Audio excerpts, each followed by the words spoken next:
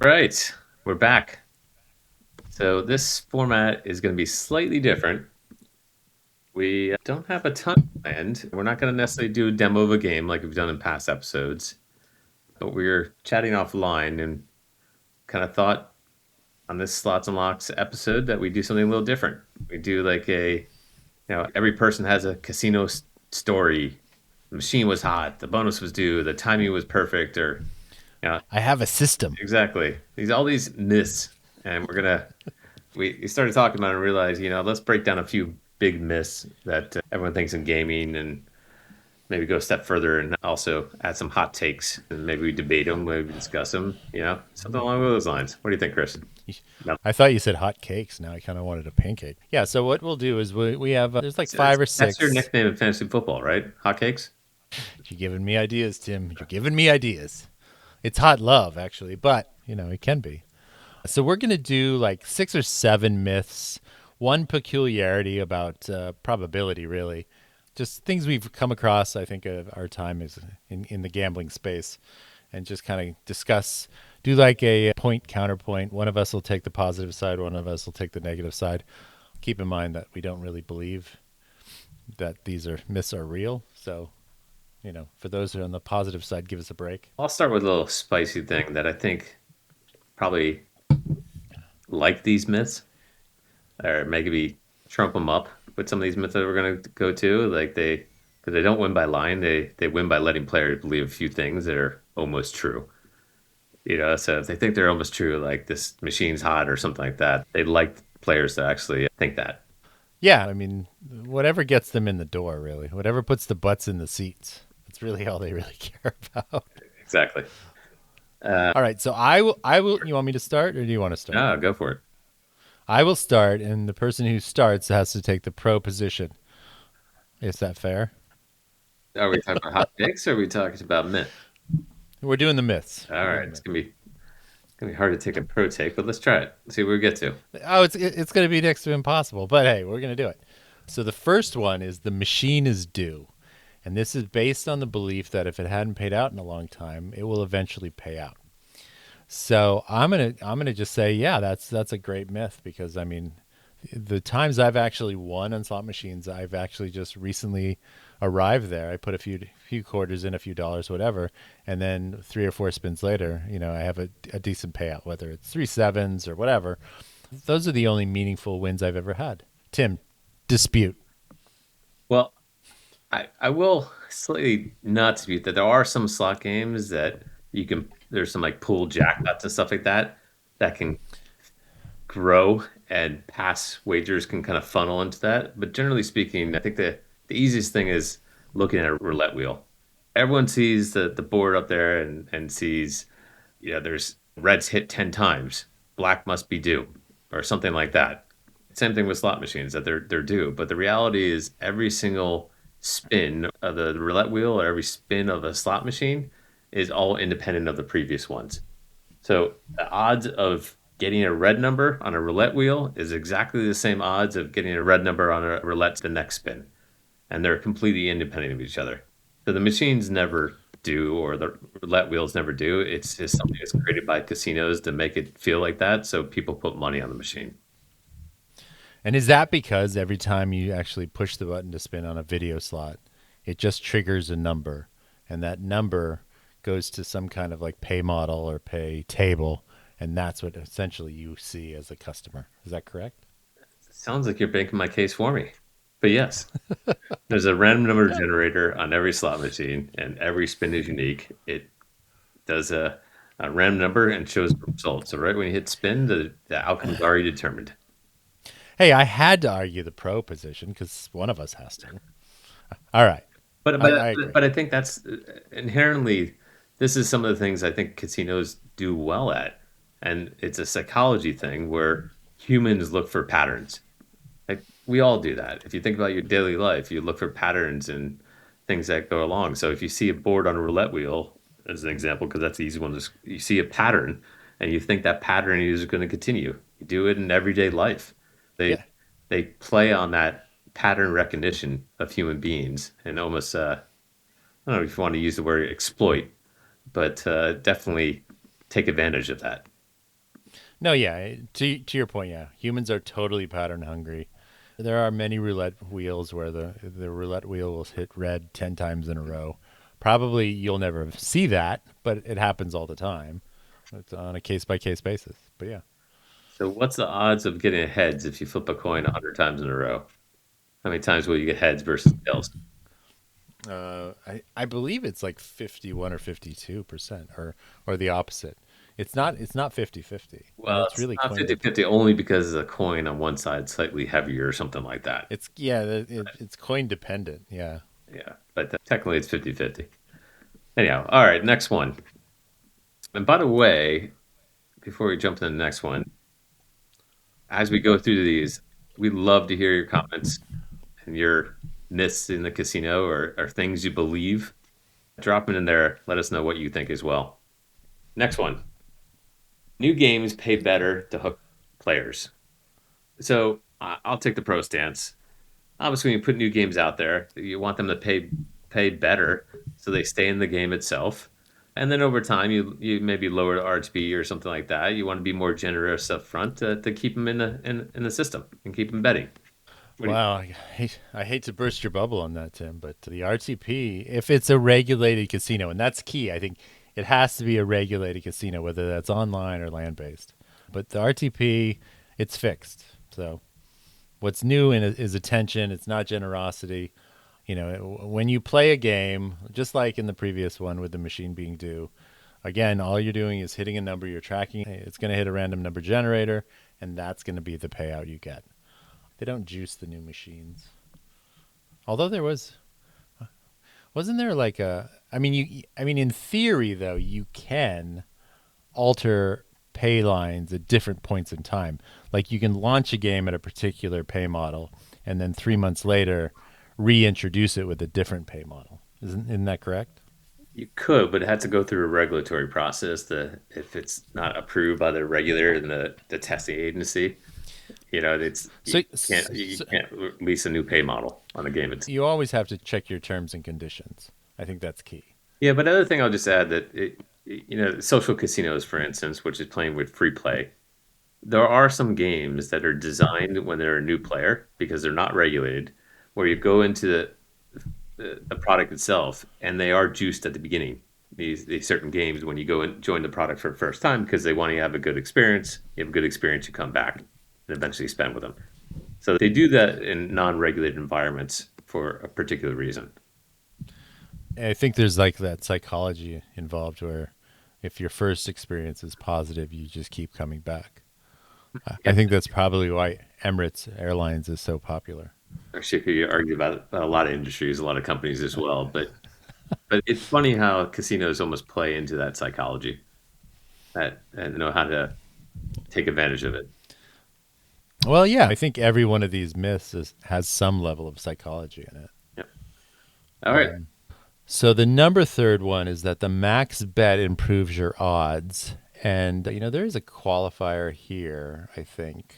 The one being that if it's a progressive, if you're doing a max bet, you are actually because when you do a progressive, there's a min bet. You have to progressive to qualify for the jackpot, but a max bet you can actually qualify many different tries for the max bet. So, in that particular case, you are improving your odds for the jackpot. But Yeah. all things being equal, again with the random number. Oh wait, I'm sorry, I'm the pro. Yeah, so yeah, you totally. The more you do, you're gonna get more tries, Tim. Jeez, Thanks. I forgot. You're making this easy. I forgot the format. No, I mean the reality is like just like you said with jackpots and things like that. Let's say there's one ticket is one entry into a jackpot, and you bet more, you might get 10 entries versus one entry. So increase like the frequency, or there might be certain features in the game itself, like a multiplier or something like that, that you might unlock. But the fundamental, like behind the scenes, the RTP doesn't necessarily change. It doesn't increase your chances of winning. It unlocks new features, new jackpots, and things like that. There's things where there's multi-level jackpots, MLPs, which as you bet more, it unlocks a larger jackpot. But again, it doesn't. The RTP of the base game itself doesn't change.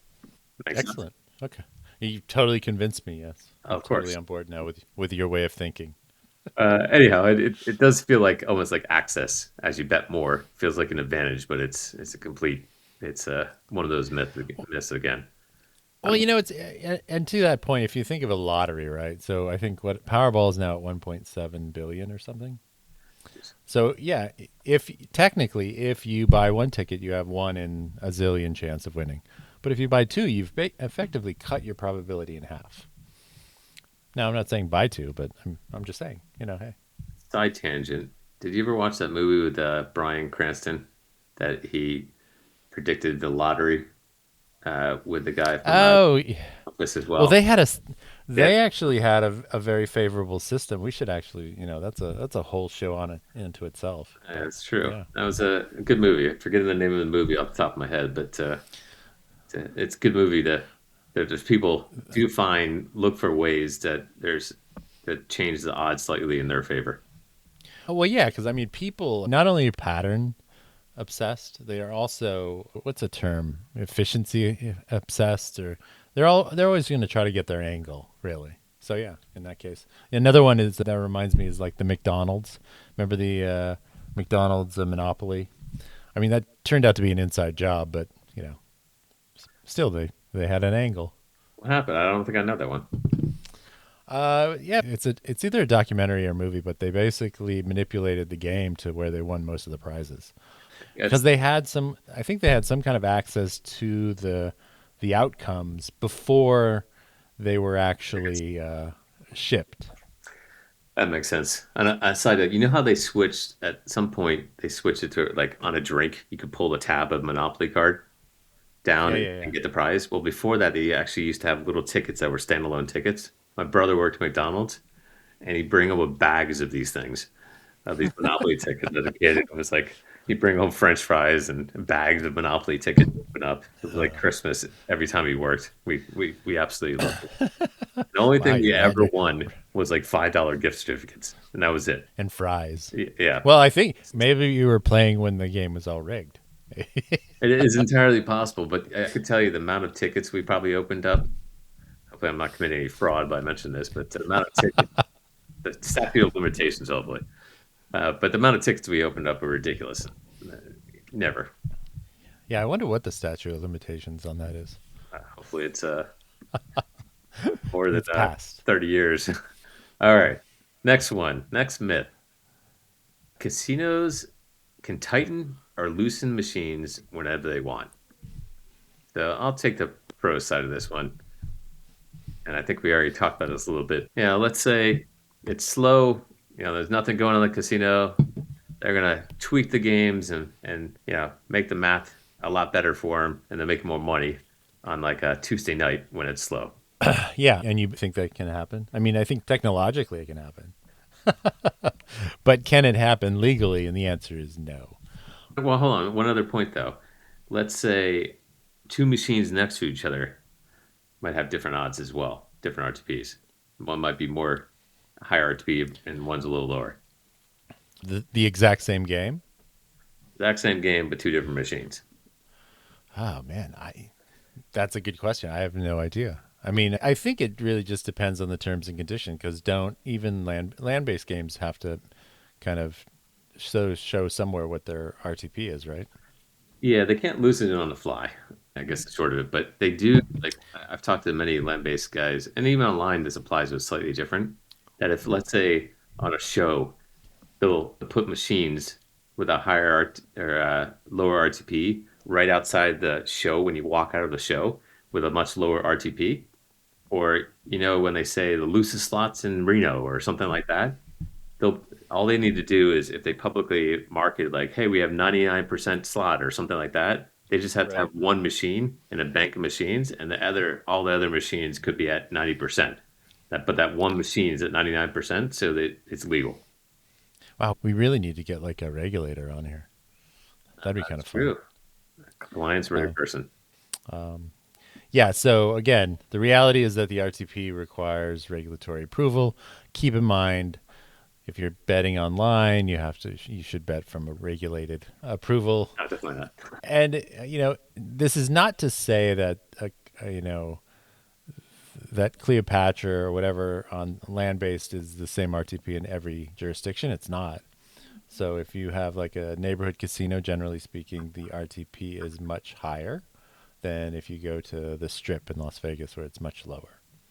I need to But pause again, they pause this for 1 second. I don't know if it's a fireplace, but you have a nice glowing red tint, and I don't know if it's against the fire or whatever. It's almost like you have a suntan. But yeah, we should definitely keep this it's. in here.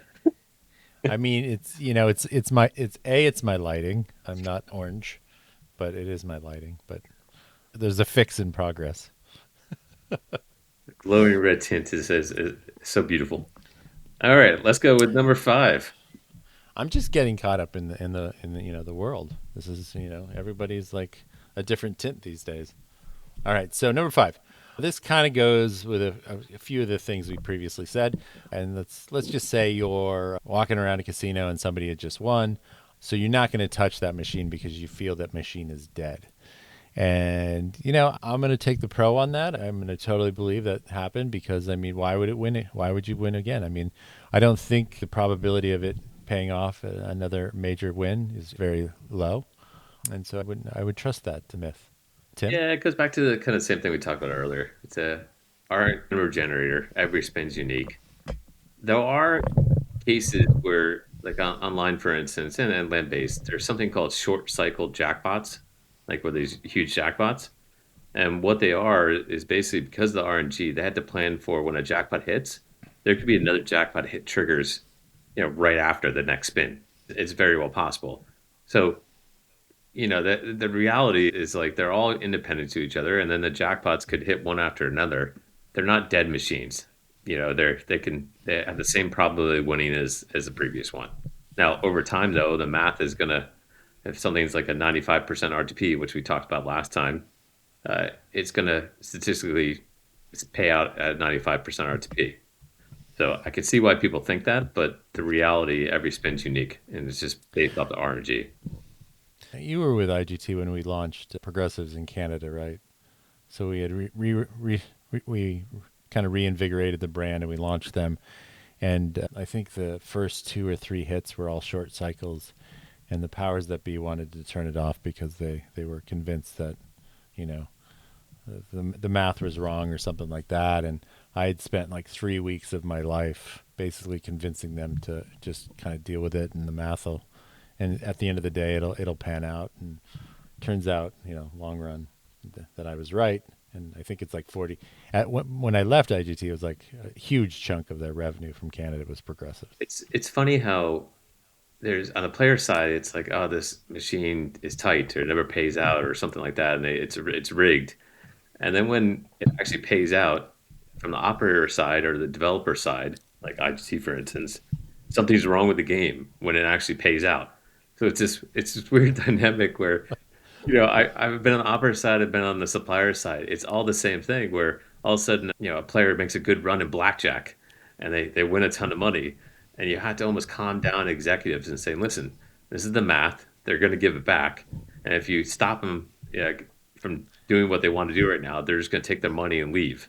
And so, You're never going to get it back. Yeah. yeah, and if you calm people down, eventually the player will give it back because the math dictates that.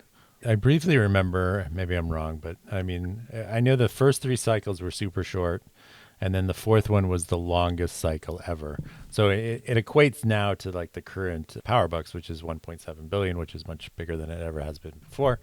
And yeah, it's just a long cycle, which you're going to get at the end of the day. Definitely. You just have to you have to trust the math, and we did hours of math work on that to convince people that everything was copacetic. Love that word. It's easier when you have an executive that has been in the industry for 20, 30 years that has seen those highs and lows and stuff like that versus an executive that comes from another industry and all of a sudden they're getting questions of this and then they start talking to the mathematicians, they start talking to the producers of the game and things like that, and they'll basically question that their math is wrong because they feel really uncomfortable and they can't answer questions. They don't know how to explain it. They don't understand how it works. So that certainly happens. It's a funny one. But then what ends up happening is you just go through the cycle again, explain them, and details, and they feel like, okay, they're right, and they have to be patient. But Yeah. shutting down a game is always the kind of the worst thing you could do. Like I've seen operators shut down a game when they've lost like that, and then it creates a trust aspect from a player. The player's like, oh, you shut down the game because you lost, and then players don't trust you anymore. So, all right, No, no, 100%. next myth: you can influence a slot machine physically. The malfeasance myth. So I'll start with this to take the pro. I know if I pull the one armed bandit in a certain way at a certain time or push this button, that I get a different result and I'm more lucky on the payouts. Tell me I'm wrong. Again, sadly, on a video slot, the random number generator is gonna kick in, and that's essentially the real symbols you're gonna see. So, sadly, no. I mean, So if I stop the machine at a certain time and hit the stop button at a certain time, you're telling me that won't do anything. no. I mean, I've seen people pull up on the handle. I've seen them like hit the button repeatedly, time after time after time. God, there's so many people have their own little system, which is hilarious. But I do think what's funny is this does come from some truth though, because there was a time when you had like mirrors or something. These people were actually put on a blacklist in Vegas, so they weren't allowed to go in any casino. But they would actually put mirrors and they would tinker. Somehow they'd get the mirror. They had like one of those things where you know, kind of like you get at a dentist office with a little mirror so you can kind of see your plaque behind your far teeth. And they would somehow trick the machine into doing something.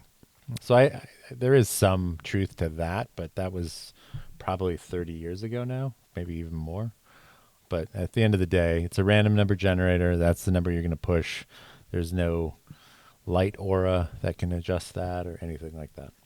Yeah, but the games are always there's probably some level like hitting the buttons a certain way is one thing, but there certainly there are machines and software, and so could someone install something that would impact the payout of the Ooh, machine?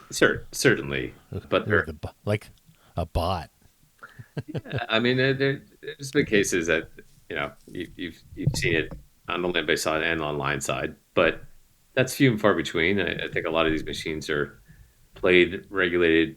It had to fall within the expected RTP range, meaning that I'm going to bore with histograms and stuff like that. But if over the long term of the X number of spins, and you could probably talk about this better than I could, but after a certain number of spins, just fall within a standard deviation or a range around the RTP, right? And so the Yeah, more you spin, it should fall in that. So you can spot, that's what casinos do. They look at these things and they can spot anomalies that happen, and then they will look into something malfunctioning of the game. yeah. I think mathematically, sadly, the more you gamble per spin, or the less does alter your range of outcomes, but it doesn't.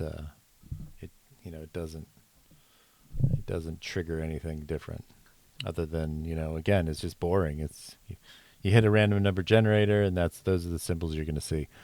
Physical reels, those things are there any, are there any physical reels anywhere other than like It's maybe old old school neighborhood Vegas, casinos? like old Vegas, might have some here or Oh, there. maybe.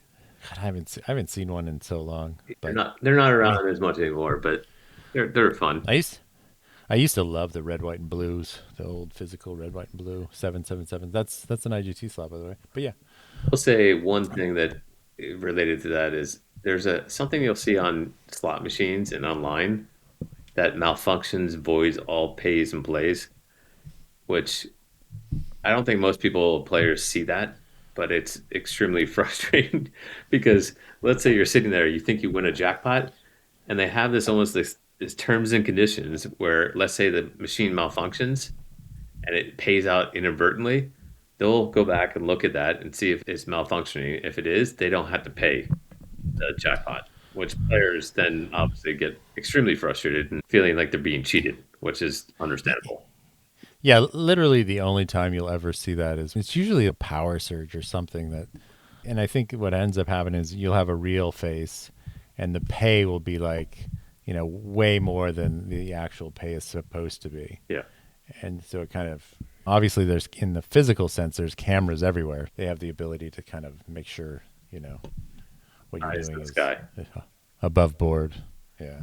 So why All right. why do you think these myths won't die? Are we done with the myths? Yeah, I thought we had I think we got this. through all the myths, but I'm kind of curious what you think about why they won't die. Like, why do people keep thinking that, oh, reds do if I go to a roulette wheel or something like that? Like, what is it? We kind of touched upon. What do you think? Bottom line, people are pattern obsessed. I mean, for the same, I think, exact reason that some people can read a chessboard while just looking at it and then not paying any attention to it for the rest of the game, they still understand that pattern. They're obsessed with patterns. And I think so it sort of works the same way. Where you see red, red, red, red, red, and you're like, oh, you know what? It's gotta be black. It's gotta be black. Because, you know, partly they're correct, but every time a red or black, I guess it is 50-50, right, on a roulette wheel? Because even if it has two greens or two zeros, it doesn't matter, right? Um, but yeah, it's just one of those things.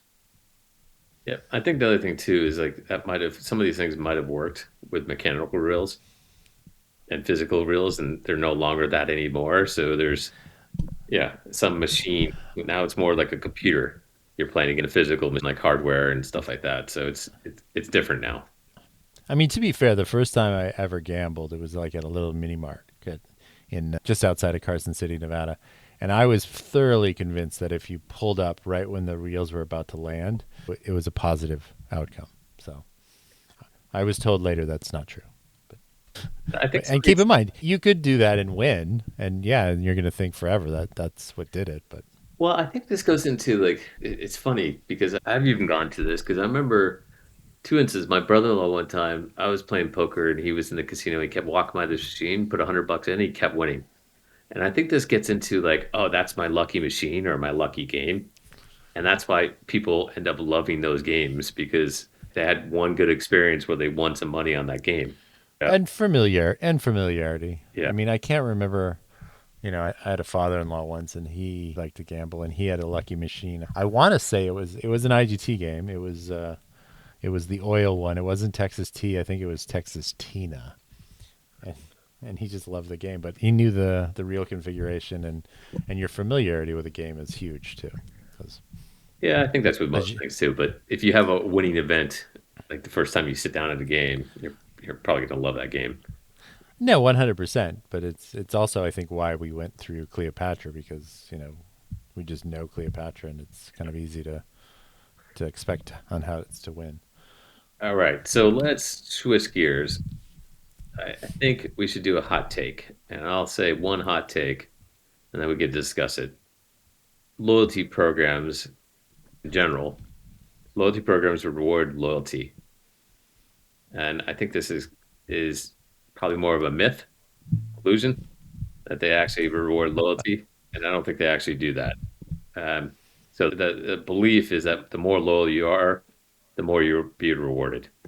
What do you think? Uh, well, I think this is true with gambling as it is with any kind of place you get food. All they're really doing is tracking your frequency, your spend, probably their inventory if they're smart, and they're essentially going to segment you like a bucket or a cluster. So they can then later optimize offers for you, but at the end of the day, it's more of a data collection tool than a loyalty tool. And I think the biggest thing I think from if you remember the original, like I remember like the original Starbucks loyalty is like you would get a free coffee after you bought 10. It was very simple, but you had a card. They weren't tracking your data. And now if you did that exact same thing, I'm pretty sure it's probably depending on the type of coffees because it's based on how much you spend, it's probably 20 coffees to 1. And now but they are getting all your data as well. I think there's a data aspect, but I think it's less about rewards than it is about predictability. And getting them to come back every so often and coming in, whether it be a casino or getting a cup of coffee or something like that, getting them to come back over and over again. Oh yeah, and it's industry based too, right? So if it's like a grocery store, I mean, where they're Their what do they call it? Spillage or spoilage is so high because they have to throw away fruits and vegetables and whatever. Yeah, I mean it's huge and it's actually very efficient. But at the end of the day, you're saving them thousands and thousands of dollars to not buy certain things so they spoil, and you're getting 10 cents a gallon off gas. Yeah, I probably fall within this one. And there's a point where it's like, oh, maybe it's okay to give up my data. But there's some things I'm like, well, I'm already doing that. I might as well just add this onto it and get some things back. You know, I mean, there was a time in our lifetime. I remember. Do you ever use Priceline for groceries? groceries? Oh, I didn't know they had that. They did, and it was a huge disaster for Priceline, but it was like incredibly awesome for the consumer. Is their loyalty program was so terrible or what? No, it was so amazing. From the whose perspective? Just from the customer's perspective. And yeah, I wrote, to be fair, I wrote my graduate thesis on loyalty programs and how at the end of the day, the I'm not going to say a customer doesn't get some benefit because they do, but it's 80-20 on the optimist side, favoring the company, Well, not the customer or the employee. it's within limits, right? And if you think about kind of what they're trying to do is like churn risk. I hate to get into some and things like that. So churn is basically what's the likelihood you're going to stop playing, whether it be in the casino or online or something like that, right? I think there's a scoring. So if you're in a risk and they put them in buckets and they segment all these types of players where you're a new player, you're a VIP, you're a churn risk, you're a lapse player, like they have a bunch of analysis of different types of players with different scoring. And so to me, just a loyalty program is really like managing that churn list. So you segment these players into buckets and then profitability buckets. And then from there, you say, okay, well, how do we optimize things to, keep players spending just enough, so they feel like they're getting back so they don't ultimately churn Right. or lapse for that matter. You know, and that's kind Yeah, I think with regard to churn, especially in the gambling space, I think the major difference that I can think of is from a B2C and a B versus a B2B. So as a B2B provider, I think churn analysis, while it's somewhat important, you don't have the full story. So it's almost impossible to understand why they left. Because deep down, as a gambling professional, you know that they have two or three slots they probably prefer. And so the odds of one of them not being yours, is pretty high. But from a B2C where you have the full story, then it's a little bit different. But I also think that, but it's different. you It's know, not churning to a new game. It's churning from going to the property right. or going online. That's another thing is like most of these players have multiple accounts and multiple, websites. So while they may have churned and you don't know, from a B2B provider, you don't know who they are from one company to the next. They have different IDs and stuff like that. So B2C, you have an operator has more control and more visibility into that. yeah, the B2C, yeah. But I mean, it's almost like a fool's errand, really. I mean, it's not a fool's errand to understand that if, like we talked earlier about a bonus where you got skunked and then they quit playing. That's not a fool's errand. But the fool's errand is, well, why'd they stop playing, this game? They played, for 7 days in a row and then they just stopped. I mean, odds are they probably went and played that game maybe somewhere else. Yeah, and how do you get visibility? But again, it's more about what I said earlier about predictability. How do you get them to, give it just enough away where if you think about the math model, if the math is 95%, I'll give them 1% back and I'll still make, $4 for every $100 they bet, rather than $5. And that keeps them coming back and spending longer, which is really what it's all about. There are potential perks though. I mean, not all loyalty programs are the same, but I think I mean, restaurant ones and airline ones.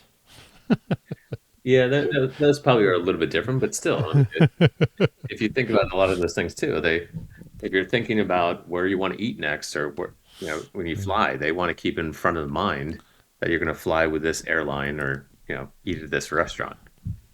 They do want to know exactly what you're Definitely like. data collection. They do want to know exactly what you're doing, but I mean, at the same time, though, you couldn't you just kind of? I mean, people are not. I mean, people are somewhat predictable, but they're not like every. I mean, like I get a coffee every day, right? That's pretty predictable, but I don't get the same coffee every day. True, but then the question is, if where do you go? Do you go to the same place every single day? Like, do you go to Starbucks versus some other local coffee shop? And how do they ensure that you go to their coffee shop versus another one? Well, and with regard to coffee, it's taste. So, but definitely not a Starbucks guy. So Oh, you have tastes, you want taste in your coffee. particular taste, yeah. I mean, some people say pizza's burnt or tastes burnt, but I don't know. I've always associated that with the coffee, the flavor of coffee. Well, this might be a hot take. I think all coffee tastes burnt, Oh, Tim. but I don't drink coffee. I'm one of those strange ones. All right. Pet peeve. My pet peeve number one for me is like, do I trust people who don't drink coffee? I don't know. All right. Well, we can keep going on and on and on, but I think it'd be great. I said it earlier, but drop a comment. Tell us some of the myths that we might be missing. Tell us something you want to hear. Tell us about a new episode that you want us to talk about, a new game, new concept, whatever it is. Drop a comment, drop a like, say hello. But you want to add anything on our way out here, Yes, Mello? yes. Do I want to add anything? No, but we wanted to talk about the money hall problem, but we're not. We don't have time to do that today. But we will. It'll be our teaser for later. And if once this goes on YouTube, we'll actually mention or describe what that actually is, because it's a fun game with friends, and sometimes it ends up in really interesting arguments. It does. Otherwise, have a good holidays, everyone, and we'll see you on the other side of the new year. Yeah. Bye, everyone.